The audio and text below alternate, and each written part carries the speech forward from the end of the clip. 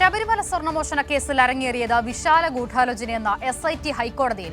സ്വർണ്ണമോഷണം സംഘടിത കുറ്റകൃത്യമെന്നും SIT, തെളിവ് നശിപ്പിക്കാൻ മൂവരും ശ്രമം നടത്തിയെന്നും SIT, മറ്റ് സ്വർണ്ണപ്പാളികളിലെ സ്വർണവും തട്ടിയെടുക്കാൻ പ്രതികൾ പദ്ധതി തയ്യാറാക്കിയെന്നും SIT കോടതിയെ അറിയിച്ചു. ശബരിമല സ്വർണ്ണക്കവർച്ചയുമായി ബന്ധപ്പെട്ട് പ്രധാന പ്രതികളായ ഉണ്ണികൃഷ്ണൻ പോറ്റിയും നാഗഗോവർദ്ധനും പങ്കജ് ഭണ്ഡാരിയും ക്രിമിനൽ ഗൂഢാലോചന നടത്തിയെന്ന് SIT ഹൈക്കോടതി അറിയിച്ചു. അരങ്ങേറിയത് വിശാലമായ ഗൂഢാലോചനയാണ്. സ്വർണ്ണക്കവർച്ച സംഘടിത കുറ്റകൃത്യമെന്നും SIT ചൂണ്ടിക്കാട്ടി. മറ്റു സ്വർണ്ണപ്പാളികളിലെ സ്വർണവും തട്ടിയെടുക്കാൻ പ്രതികൾ പദ്ധതി തയ്യാറാക്കിയെന്നും നാഗഗോവർദ്ധന്റെ ജാമ്യാപേക്ഷ എതിർത്തുകൊണ്ട് SIT സമർപ്പിച്ച റിപ്പോർട്ടിൽ വ്യക്തമാക്കി.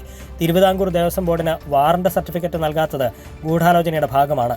ദേവസ്വം ബോർഡ് ഉദ്യോഗസ്ഥരിൽ നിന്നുണ്ടായത് ഗുരുതര വീഴ്ചയുടെ പരമ്പരയാണ്. സ്വർണ്ണക്കവർച്ചാ വിഷയം ഹൈക്കോടതിയുടെ പരിഗണനയിലിരിക്കെ 3 പ്രതികളും ബംഗളൂരുവിൽ കൂടിക്കാഴ്ച നടത്തി. 2025 ഒക്ടോബറിലായിരുന്നു ആ കൂടിക്കാഴ്ചയെന്ന് അന്വേഷണത്തിലൂടെ വ്യക്തമായി എന്നും SIT ഹൈക്കോടതി അറിയിച്ചു.